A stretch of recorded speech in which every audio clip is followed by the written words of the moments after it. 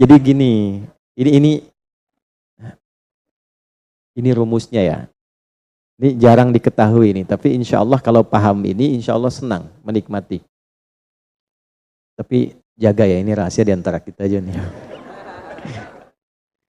Gini, dalam fikih rizki itu ada 3 hal yang pokok. 1, rizki itu akan diberikan. Rumusnya ya, akan diberikan saat ikhtiar kita keluar. Apapun jenisnya. Sudah jelas itu? Ya. Itu ada di Quran surah ke-51. Sudah? Di ayat 22. Wa fis samaa'i rizqukum wa ma tu'adun. Dan di langit telah ditetapkan kadar rizkimu. Dan dijanjikan oleh Allah pasti diberikan. Nah, kapan itu diberikan? Ketika ikhtiar kita keluar. Jadi yang laki-laki, yang ikhwan ini, contoh ini, kita sudah siap saja untuk keluar, baru bawa map melangkah untuk menjemput rezeki Allah, ya, itu sudah ditetapkan keluar. Cuma sampainya kapan kita terima, nanti ada aturan lagi yang mengikat. Ya, sesuai dengan kadar niat nanti. Niatnya apa nih? Apakah mencari rezeki untuk kebutuhan dunia saja? Apakah mencari rezeki untuk mendapatkan ridha Allah? Ya kan? Niatnya bisa berbeda. Nah, berdasarkan niat itu, nanti Allah arahkan untuk mendapatkan yang terbaik. Tapi, berlaku hukum kedua. Ikhtiar Anda itu telah mengeluarkan rezeki dan tidak akan menguranginya. Ya, paham dulu sampai sini dulu ya. Pelan-pelan dulu. Nah, handphonenya turun dulu supaya fokusnya nyimaknya maksimal ya. Supaya maksimal nyimaknya. Tenang. Ini direkamnya bisa diulang nanti kalau supaya maksimal ngelihatnya. Jadi ini yang pertama dulu.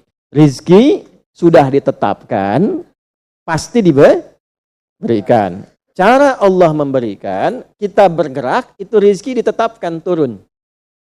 Jelas? Nah, diterimanya oleh kita, nanti kembali berdasarkan ikhtiar kita dan niat kita untuk mendapatinya. Innamal a'malu ya, itu dalil hadisnya. Jelas ya? Sampai sini dulu. Yang kedua, rizki tidak akan tertukar dan berkurang. Karena kadarnya sudah pas. Ya, tepat, pas. Tidak ada yang berkurang. Dan tidak akan tertukar. Kalau Anda yang berikhtiar, tidak mungkin datangnya ke teman Anda. Mustahil. Kalau kita yang berikhtiar, tidak mungkin kepada saingan kita. Itu mustahil. Ya, kan ada persaingan dalam bisnis kadang-kadang kan? Kalau Anda yang ikhtiar, tidak mungkin ikhtiar Anda hasilnya diberikan kepada lawan bisnis Anda. Itu mustahil. Pasti jatuhnya ke Anda juga. Tidak akan ke yang lain. Kecuali dalam satu bab rumah tangga. Ya, usaha ayah kadang diberikan rizkinya mengalir kepada anak, atau usaha anak akan mengalir kemudian dampaknya kepada orang tuanya. Itu sudah rumus. Ya, awas hati-hati. Jadi kalau Anda ingin mudah berkehidupan ke depan, didik anak dekat dengan Allah. Ketika anak itu jadi baik, keberkahan pada anak itu akan menular kepada kedua orang tuanya. Ya, Bapak Ibu pengen haji, nabung banyak, belum berangkat, sudah antrian panjang. Itu kan? Tapi tiba-tiba ada orang yang tetangga anaknya penghafal Quran 30 juz, dapat hadiah haji, orang tuanya ikut, bapaknya ikut, ibunya ikut, gurunya ikut. Ya, jadi nanti ada 2 ayat di dalam Al-Quran yang menjamin usaha orang tua mengalir ke anak, usaha anak mengalir kepada kedua orang tua. Babnya keluarkan kalau ingin mudah. Nah, yang ketiga, nanti saya urutkan di papan tulis supaya memudahkan itu. Yang ketiga, ini yang paling penting untuk disadari, urut dulu ya. 1, rizki telah ditetapkan untuk diberikan sepanjang kita mau berikhtiar untuk menjemputnya. 2, rizki tidak akan berkurang dan tidak akan tertukar. Baik ya? Jelas sampai sini? Nah, ketiga, ini yang paling penting. Fokus ini dengan baik. Rizki akan ditentukan keberkahannya berdasarkan nilai keimanan seorang hamba. Catat ya. Rizki akan ditentukan kadar keberkahannya. Saya bicara berkah dulu tuh. Berdasarkan kadar keimanan seorang hamba. Yang ketiga ini kaidah khusus yang membedakan antara beriman dengan belum beriman. Sebab kita bisa bertanya kepada Allah, ya Allah, saya sudah beriman. Ada hambamu belum beriman. Apa yang membedakan iman saya dengan hambamu yang belum beriman terkait dengan persoalan rizki? Maka turun nanti ada ayat tentang rizki yang dikaitkan dengan iman. Sekarang kita praktekkan pelan-pelan. Ada rizki. Ada yang namanya rizki? Ada ya? Nah ini ya. Ini bab tentang Anda nih. 1. Pasti diberikan sesuai kadar ikhtiar. Loh. Ya? 2. Sifatnya tidak tertukar. Ya, putri boleh tertukar, ada menteri yang tertukar, tapi tidak ada rezeki yang tertukar ya. Tidak tertukar sesuai dengan niat. Rezeki nggak butuh alamat ya Pak. Begitu dapat langsung diberikan. Karena malaikat tuh kalau sudah turunkan nggak mungkin salah alamat tuh, udah tercatat semua itu. Ya. 3. Kadar iman menentukan keberkahan satu rizki. Keberkahan rizki. Ini 3 ini. Ya. Ya, pelan-pelan. Ya, cara memahaminya bagaimana? Kalau ada yang bergerak, itu pasti rezeki diperintahkan ya untuk diturunkan. Tapi sekali lagi tadi, apakah itu akan langsung diterima atau nanti diakumulasikan, dikumpulkan? Yang dengan pengumpulan itu di titik tertentu Allah berikan.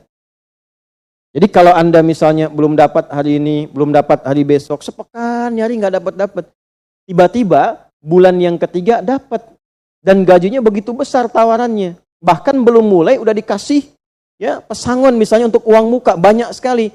Nah, cara memahaminya bagaimana? Bukan berarti ketika Anda dapat di situ besar, itu akumulasi kumpulan yang telah dikumpulkan dari ikhtiar Anda sejak awal. Paham nggak sampai sini? Paham ya? Nah, kenapa ada hukum demikian? Masuk ke sini dulu nih. Ya, saya mau tanya sebentar. Bapak Ibu, yang para ayah dulu ya, laki-laki lah terutama.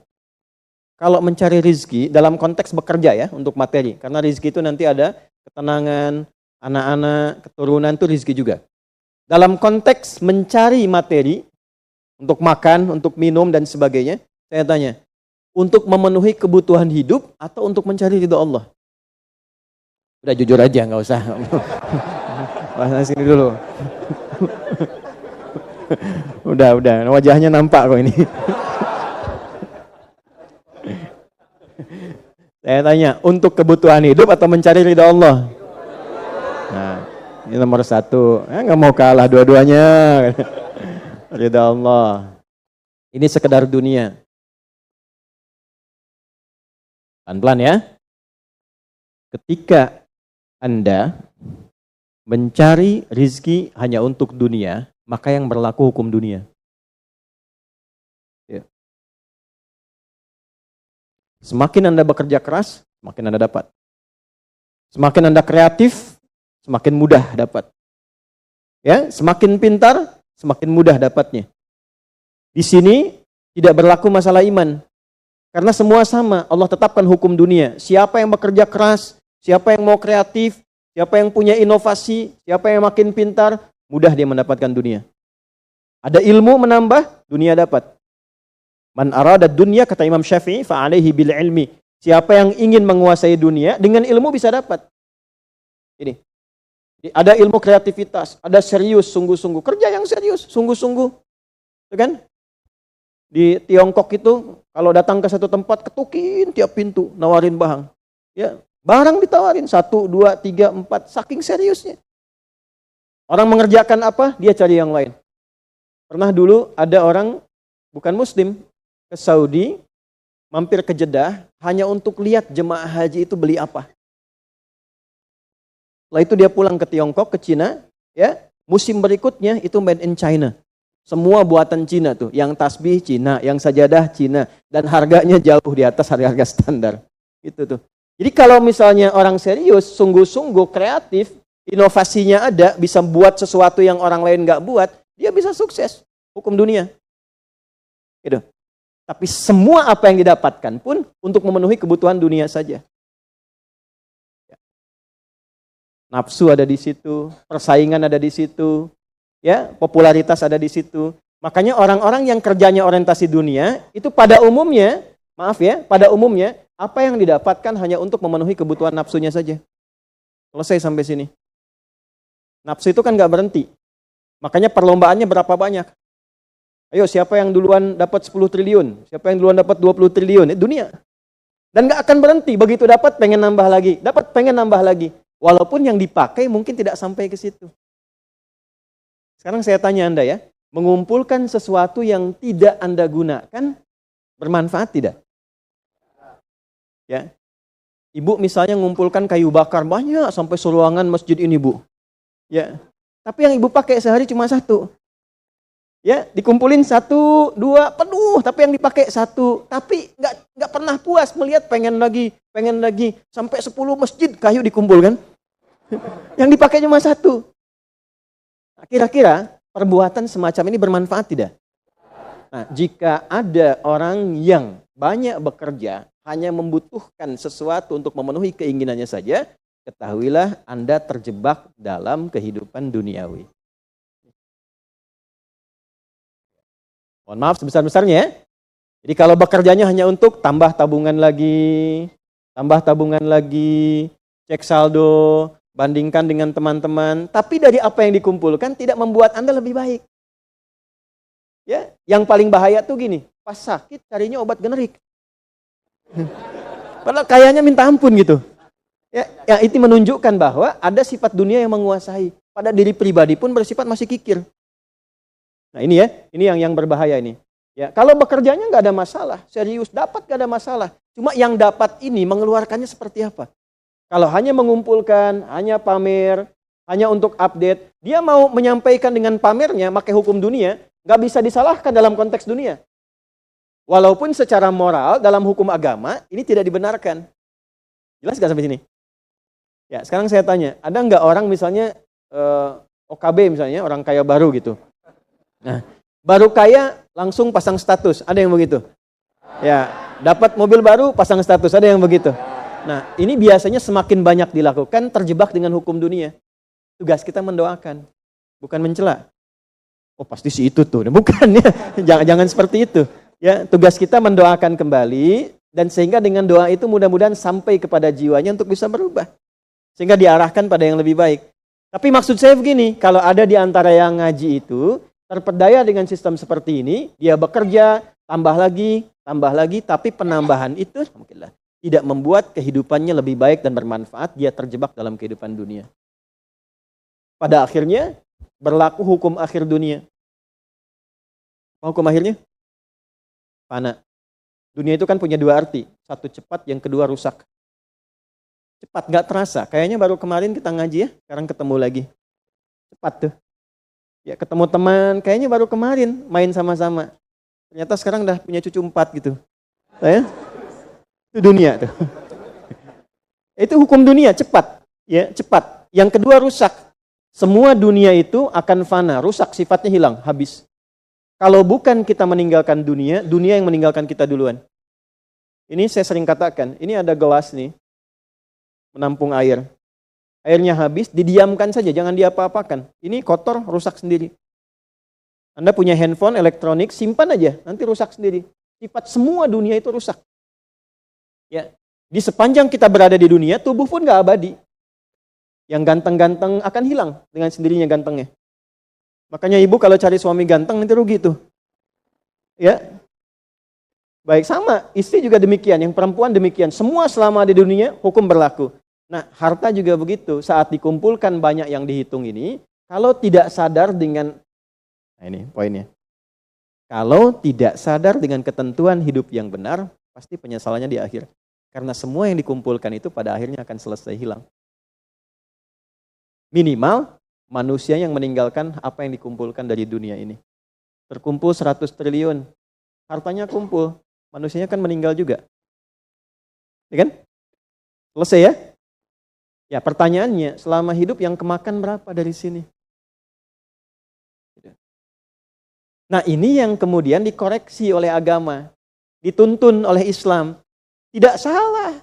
Kalau bisa jangan 100 triliun, nanggung 1000 triliun, 2000 triliun, 3000 triliun. Kayak Abdurrahman bin Auf tuh, sampai 14.000 triliun. Kalau dihitung dengan kurs sekarang, sampai 14.000 triliun. Tapi ternyata apa yang dikumpulkan itu membawa keberkahan untuk dunianya, plus membawa bekal kebaikan untuk akhiratnya. 1 dari 10 orang yang dijamin masuk surga tanpa hisab adalah orang paling kaya yang pernah hidup di muka bumi ini. Salah satunya Abdurrahman bin Auf. Hartanya kurang lebih sampai 14.000 triliun. Tapi bisa menggunakannya. Dunianya sejahtera, akhiratnya terjamin. Jelas sampai sini? Ya, nah maka yang paling menentukan itu ini satu niat, yang kedua di sini aspek keberkahan. Dicarinya pakai iman.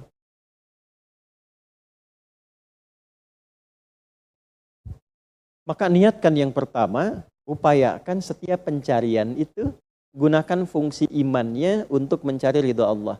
Maka ayatnya akan pindah ke ayat 172. Ya ayyuhalladzina amanu kulu min thayyibati ma razaqnakum. Hei orang-orang yang beriman, pakai imanmu untuk mencari kebutuhan hidupmu. Nanti aku siapkan, kata Allah, yang sesuai dengan kadar imanmu. Karena itulah kadang kelihatannya begini. Kelihatannya mohon maaf ya Bu, Pak, nggak dapat lagi. Padahal sudah tahajud malamnya. Udah puasa, udah baca Quran, lamar nggak dapat lagi. Ini nggak dapat lagi. Bukan karena ini Anda nggak bisa dapat, bukan. Karena belum cocok dengan iman Anda. Ini belum thayyib. Belum thayyib. Belum ada baiknya. Mungkin ada bagian dari usaha itu yang kurang cocok untuk iman. Tapi ikhtiar Anda mencari, itu oleh Allah ditetapkan. Setiap dia berangkat, tuliskan. Siap turunkan, siap turunkan. Cuma kapan diturunkan? Nah, itu kadang-kadang ada latihan untuk menguatkan keimanan kita. Sampai kita melewati semua perjalanan pencarian rezeki itu, baru diturunkan. Dan hebatnya, dalam mencari ini, Allah berikan bonusnya. Ada bonus pengalaman. Pernah sakit, pernah capek, pernah naik ini, pernah naik itu, tanpa sadar, itu yang menempa dirinya menjadi sosok yang lebih kuat, lebih baik, yang ketika rezekinya diberikan seutuhnya, dia sudah bisa menggunakan rezeki ini sesuai dengan pengalaman sebelumnya. Nah, yang mahal tuh ini. Makanya Abdurrahman bin Auf itu kan diambil dulu, dirampas hartanya, berangkat 400 km, jalan kaki, nggak bawa apa-apa, dipakai dulu ilmunya, belajar dulu jadi penyalur, dapat upah, dapat bonus dulu, baru dipakai lagi. Tapi perjalanan itu menempa hidupnya dengan iman, sehingga jadi orang terkaya yang pernah tercatat dalam kehidupan di bumi sampai hari ini. Jadi kalau satu kali Anda melamar kemudian ditolak pekerjaan, jangan langsung simpulkan tidak diberi. Alhamdulillah ya Allah yang telah memberikan kepadaku rizki yang baru berupa penolakan ini untuk menguatkan iman dan mentalku untuk menjemput rizkimu yang lebih baik daripada ini. Jelas ya? Nah ini poin-poin ini yang mahal. Nanti kalau sudah dapat ilmu ini, yang lainnya akan lebih mudah. Nah, jadi jangan disimpulkan, ya Allah aku sudah ngaji, aku sudah tahajud, kurang apa lagi? Sampai hari ini aku belum dapat. Nah itu sesuatu yang tidak tepat untuk keluar, tapi juga bisa dipahami karena boleh jadi belum mendapatkan pencerahan sesuai dengan bab rizkinya. Nah pada akhirnya dikembalikan, kalau sudah dapat itu ditanya balik oleh Allah, itu mau dipakai apa? Toh pada akhirnya aku yang cukupkan. Ya, falyanzuril insanu ila ta'ami. Yang pertama kebutuhan makan kita pastikan dengan baik. Allah yang kasih, masa digunakannya untuk mencari yang tidak baik? Jelas?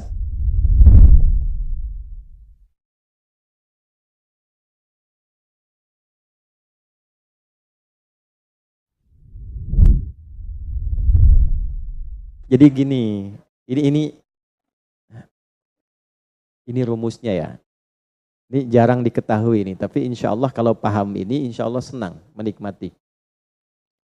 Tapi jaga ya, ini rahasia di antara kita aja nih. Gini, dalam fikih rizki itu ada 3 hal yang pokok. 1, rizki itu akan diberikan. Rumusnya ya, akan diberikan saat ikhtiar kita keluar. Apapun jenisnya. Sudah jelas itu. Ya. Itu ada di Quran surah ke-51.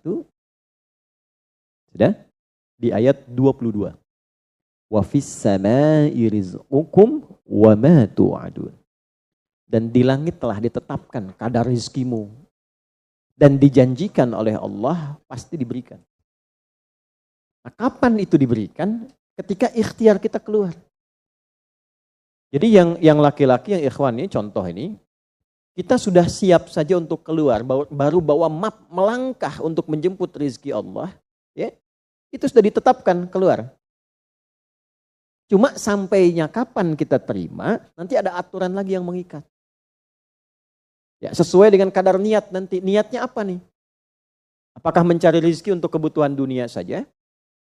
Apakah mencari rezeki untuk mendapatkan ridha Allah? Ya kan? Niatnya bisa berbeda. Nah, berdasarkan niat itu nanti Allah arahkan untuk mendapatkan yang terbaik. Tapi berlaku hukum kedua, ikhtiar Anda itu telah mengeluarkan rezeki dan tidak akan menguranginya. Ya, paham dulu sampai sini dulu ya, pelan-pelan dulu. Nah, handphonenya turun dulu supaya fokusnya nyimaknya maksimal ya, supaya maksimal nyimaknya. Tenang, ini direkamnya bisa diulang nanti kalau supaya maksimal ngelihatnya. Jadi ini yang pertama dulu, rezeki sudah ditetapkan, pasti diberikan. Cara Allah memberikan, kita bergerak, itu rezeki ditetapkan turun. Jelas?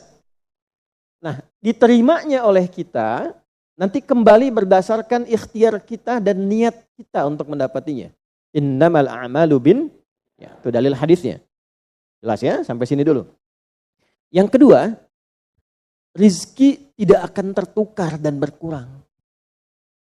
Karena kadarnya sudah pas. Ya, tepat, pas. Tidak ada yang berkurang. Dan tidak akan tertukar. Kalau Anda yang berikhtiar, tidak mungkin datangnya ke teman Anda. Mustahil. Kalau kita yang berikhtiar, tidak mungkin kepada saingan kita. Itu mustahil. Ya, kan ada persaingan dalam bisnis kadang-kadang kan. Kalau Anda yang ikhtiar, tidak mungkin ikhtiar Anda hasilnya diberikan kepada lawan bisnis Anda. Itu mustahil. Pasti jatuhnya ke Anda juga. Tidak akan ke yang lain. Kecuali dalam satu bab rumah tangga. Ya, usaha ayah kadang diberikan rizkinya mengalir kepada anak, atau usaha anak akan mengalir kemudian dampaknya kepada orang tuanya. Itu sudah rumus. Ya, awas hati-hati. Jadi kalau Anda ingin mudah berkehidupan ke depan, didik anak dekat dengan Allah. Ketika anak itu jadi baik, keberkahan pada anak itu akan menular kepada kedua orang tuanya.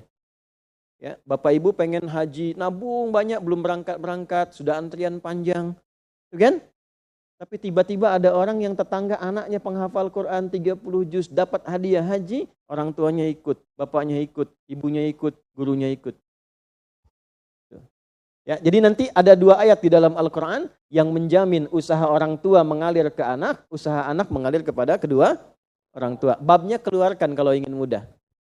Nah, yang ketiga, nanti saya urutkan di papan tulis supaya memudahkan itu. Yang ketiga, ini yang paling penting untuk disadari, urut dulu ya. 1, rizki telah ditetapkan untuk diberikan sepanjang kita mau berikhtiar untuk menjemputnya. 2, rizki tidak akan berkurang dan tidak akan tertukar. Baik ya? Jelas sampai sini? Nah, ketiga, ini yang paling penting. Fokus ini dengan baik. Rizki akan ditentukan keberkahannya berdasarkan nilai keimanan seorang hamba. Catat ya, rizki akan ditentukan kadar keberkahannya. Saya bicara berkah dulu tuh. Berdasarkan kadar keimanan seorang hamba. Yang ketiga ini kaidah khusus yang membedakan antara beriman dengan belum beriman. Sebab kita bisa bertanya kepada Allah, ya Allah, saya sudah beriman. ada hambamu belum beriman. Apa yang membedakan iman saya dengan hambamu yang belum beriman terkait dengan persoalan rizki? Maka turun nanti ada ayat tentang rizki yang dikaitkan dengan iman. Sekarang kita praktekkan pelan-pelan. Ada rizki. Ada yang namanya rizki? Ada ya. Nah ini ya. Ini bab tentang Anda nih. 1. Pasti diberikan sesuai kadar ikhtiar. Loh. Ya? 2. Sifatnya tidak tertukar. Ya. Putri boleh tertukar. Ada menteri yang tertukar, tapi tidak ada rezeki yang tertukar ya. Tidak tertukar sesuai dengan niat. Rizki nggak butuh alamat ya Pak. Begitu dapat langsung diberikan. Karena malaikat tuh kalau sudah turunkan nggak mungkin salah alamat tuh. Udah tercatat semua itu. Ya. 3. Kadar iman menentukan keberkahan satu rizki. Keberkahan rizki. Ini 3 ini. Ya. Ya, pelan-pelan. Ya, cara memahaminya bagaimana? Kalau ada yang bergerak, itu pasti rezeki diperintahkan ya untuk diturunkan. Tapi sekali lagi tadi, apakah itu akan langsung diterima atau nanti diakumulasikan, dikumpulkan? Yang dengan pengumpulan itu di titik tertentu Allah berikan. Jadi kalau Anda misalnya belum dapat hari ini, belum dapat hari besok, sepekan nyari nggak dapat. Tiba-tiba bulan yang ketiga dapat dan gajinya begitu besar tawarannya. Bahkan belum mulai udah dikasih ya pesangon misalnya untuk uang muka banyak sekali. Nah, cara memahaminya bagaimana? Bukan berarti ketika Anda dapat di situ besar, itu akumulasi kumpulan yang telah dikumpulkan dari ikhtiar Anda sejak awal. Paham nggak sampai sini? Paham ya? Nah, kenapa ada hukum demikian? Masuk ke sini dulu nih. Ya, saya mau tanya sebentar. Bapak Ibu, yang para ayah dulu ya, laki-laki lah terutama. Kalau mencari rizki dalam konteks bekerja ya, untuk materi. Karena rizki itu nanti ada ketenangan, anak-anak, keturunan itu rizki juga. Dalam konteks mencari materi, untuk makan, untuk minum dan sebagainya, saya tanya, untuk memenuhi kebutuhan hidup atau untuk mencari ridho Allah? Udah jujur aja, nggak usah. Bahas sini dulu. Udah, wajahnya nampak kok ini. Saya tanya, untuk kebutuhan hidup atau mencari ridho Allah? Nah, ini nomor 1. Nggak mau kalah dua-duanya. Ridho Allah. Ini sekedar dunia. Pelan-pelan ya. Ketika Anda mencari rizki hanya untuk dunia, maka yang berlaku hukum dunia. Ya. Semakin Anda bekerja keras, semakin Anda dapat. Semakin Anda kreatif, semakin mudah dapat. Ya, semakin pintar, semakin mudah dapatnya. Di sini tidak berlaku masalah iman. Karena semua sama, Allah tetapkan hukum dunia. Siapa yang bekerja keras, siapa yang mau kreatif, siapa yang punya inovasi, siapa yang makin pintar, mudah dia mendapatkan dunia. Ada ilmu menambah, dunia dapat. Man arada dunya, kata Imam Syafi'i, fa'alaihi bil ilmi. Siapa yang ingin menguasai dunia, dengan ilmu bisa dapat. Ini. Ada ilmu kreativitas, ada serius, sungguh-sungguh. Kerja yang serius, sungguh-sungguh. Itu kan? Di Tiongkok itu, kalau datang ke satu tempat, ketukin tiap pintu, nawarin barang. Ya, barang ditawarin, 1, 2, 3, 4, saking seriusnya. Orang mengerjakan apa, dia cari yang lain. Pernah dulu ada orang bukan muslim ke Saudi, mampir ke Jeddah hanya untuk lihat jemaah haji itu beli apa. Setelah itu dia pulang ke Tiongkok, ke Cina, ya. Musim berikutnya itu made in China. Semua buatan Cina tuh, yang tasbih Cina, yang sajadah Cina, dan harganya jauh di atas harga-harga standar. Gitu tuh. Jadi kalau misalnya orang serius, sungguh-sungguh kreatif, inovasinya ada, bisa buat sesuatu yang orang lain nggak buat, dia bisa sukses. Hukum dunia. Gitu. Tapi semua apa yang didapatkan pun untuk memenuhi kebutuhan dunia saja. Nafsu ada di situ, persaingan ada di situ, ya, popularitas ada di situ. Makanya orang-orang yang kerjanya orientasi dunia itu pada umumnya, pada umumnya apa yang didapatkan hanya untuk memenuhi kebutuhan nafsunya saja. Selesai sampai sini. Nafsu itu kan nggak berhenti. Makanya perlombaannya berapa banyak? Ayo siapa yang duluan dapat 10 triliun? Siapa yang duluan dapat 20 triliun? Dunia. Dan gak akan berhenti. Begitu dapat pengen nambah lagi. Dapat pengen nambah lagi. Walaupun yang dipakai mungkin tidak sampai ke situ. Sekarang saya tanya Anda ya. Mengumpulkan sesuatu yang tidak Anda gunakan bermanfaat tidak? Ya. Ibu misalnya mengumpulkan kayu bakar banyak sampai seruangan masjid ini Bu. Ya. Tapi yang ibu pakai sehari cuma satu. Ya, dikumpulin 1, 2, penuh, tapi yang dipakai 1. Tapi nggak pernah puas melihat pengen lagi, sampai 10 masjid kayu dikumpulkan. Yang dipakai cuma 1. Nah, kira-kira perbuatan semacam ini bermanfaat tidak? Nah, jika ada orang yang banyak bekerja, hanya membutuhkan sesuatu untuk memenuhi keinginannya saja, ketahuilah Anda terjebak dalam kehidupan duniawi. Mohon maaf sebesar-besarnya ya. Jadi kalau bekerjanya hanya untuk tambah tabungan lagi, cek saldo, bandingkan dengan teman-teman, tapi dari apa yang dikumpulkan tidak membuat Anda lebih baik. Ya, yang paling bahaya tuh gini, pas sakit carinya obat generik. Padahal kayaknya minta ampun gitu. Ya, yang itu menunjukkan bahwa ada sifat dunia yang menguasai. Pada diri pribadi pun bersifat masih kikir. Nah ini ya, ini yang berbahaya ini. Ya, kalau bekerjanya nggak ada masalah, serius dapat nggak ada masalah. Cuma yang dapat ini mengeluarkannya seperti apa? Kalau hanya mengumpulkan, hanya pamer, hanya untuk update, dia mau menyampaikan dengan pamernya, pakai hukum dunia, nggak bisa disalahkan dalam konteks dunia. Walaupun secara moral dalam hukum agama ini tidak dibenarkan. Jelas nggak sampai sini? Ya, sekarang saya tanya, ada nggak orang misalnya OKB misalnya, orang kaya baru gitu. Nah, baru kaya langsung pasang status, ada yang begitu? Ya, dapat mobil baru pasang status, ada yang begitu? Nah, ini biasanya semakin banyak dilakukan terjebak dengan hukum dunia. Tugas kita mendoakan, bukan mencela. Oh pasti si itu tuh, bukan ya, jangan seperti itu. Ya, tugas kita mendoakan kembali dan sehingga dengan doa itu mudah-mudahan sampai kepada jiwanya untuk bisa berubah.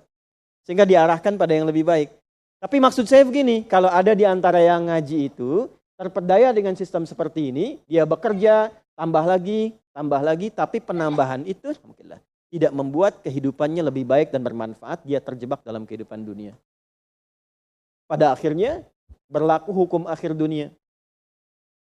Hukum akhirnya? Fana. Dunia itu kan punya 2 arti, satu cepat, yang kedua rusak. Cepat, gak terasa, kayaknya baru kemarin kita ngaji ya, sekarang ketemu lagi. Cepat tuh. Ya ketemu teman, kayaknya baru kemarin main sama-sama. Ternyata sekarang udah punya cucu 4 gitu. Ya? Itu dunia tuh. Itu hukum dunia, cepat. Ya, cepat. Yang kedua rusak. Semua dunia itu akan fana, rusak, sifatnya hilang, habis. Kalau bukan kita meninggalkan dunia, dunia yang meninggalkan kita duluan.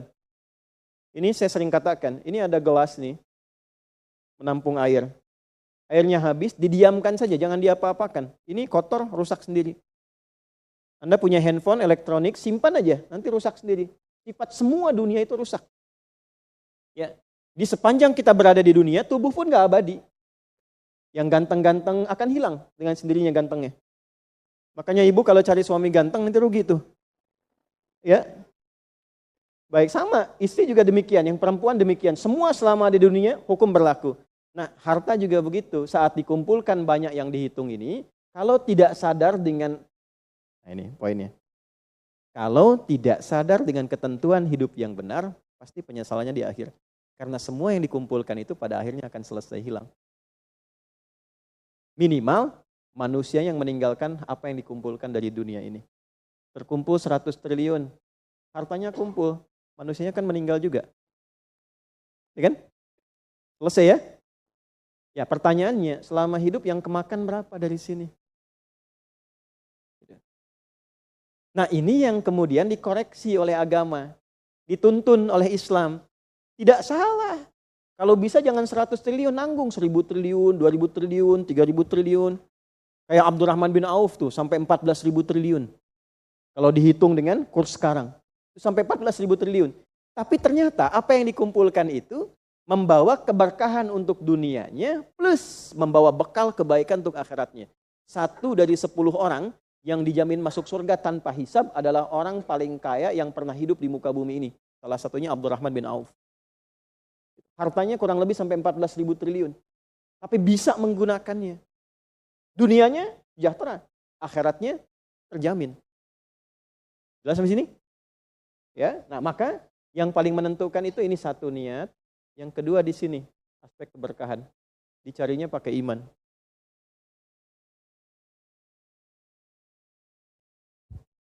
Maka niatkan yang pertama, upayakan setiap pencarian itu gunakan fungsi imannya untuk mencari ridha Allah. Maka ayatnya akan pindah ke ayat 172. Ya ayyuhalladzina amanu kulu min thayyibati ma razaqnakum. Hei orang-orang yang beriman, pakai imanmu untuk mencari kebutuhan hidupmu. Nanti aku siapkan kata Allah yang sesuai dengan kadar imanmu. Karena itulah kadang kelihatannya begini. Kelihatannya mohon maaf ya Bu, Pak. Gak dapat lagi, padahal sudah tahajud malamnya. Udah puasa, udah baca Quran, lamar gak dapat lagi. Ini gak dapat lagi. Bukan karena ini Anda gak bisa dapat, bukan. Karena belum cocok dengan iman Anda, ini belum thayyib. Belum thayyib. Belum ada baiknya. Mungkin ada bagian dari usaha itu yang kurang cocok untuk iman. Tapi ikhtiar Anda mencari, itu oleh Allah ditetapkan. Setiap dia berangkat, tuliskan. Siap turunkan, siap turunkan. Cuma kapan diturunkan? Nah, itu kadang-kadang ada latihan untuk menguatkan keimanan kita. Sampai kita melewati semua perjalanan pencarian rezeki itu, baru diturunkan. Dan hebatnya, dalam mencari ini, Allah berikan bonusnya. Ada bonus pengalaman. Pernah sakit, pernah capek, pernah naik ini, pernah naik itu. Tanpa sadar, itu yang menempa dirinya menjadi sosok yang lebih kuat, lebih baik. Yang ketika rezekinya diberikan seutuhnya, dia sudah bisa menggunakan rezeki ini sesuai dengan pengalaman sebelumnya. Nah, yang mahal tuh ini. Makanya Abdurrahman bin Auf itu kan diambil dulu, dirampas hartanya. Berangkat 400 km, jalan kaki, gak bawa apa-apa. Dipakai dulu ilmunya. Belajar dulu jadi penyalur, dapat upah, dapat bonus dulu, baru dipakai lagi. Tapi perjalanan itu menempa hidupnya dengan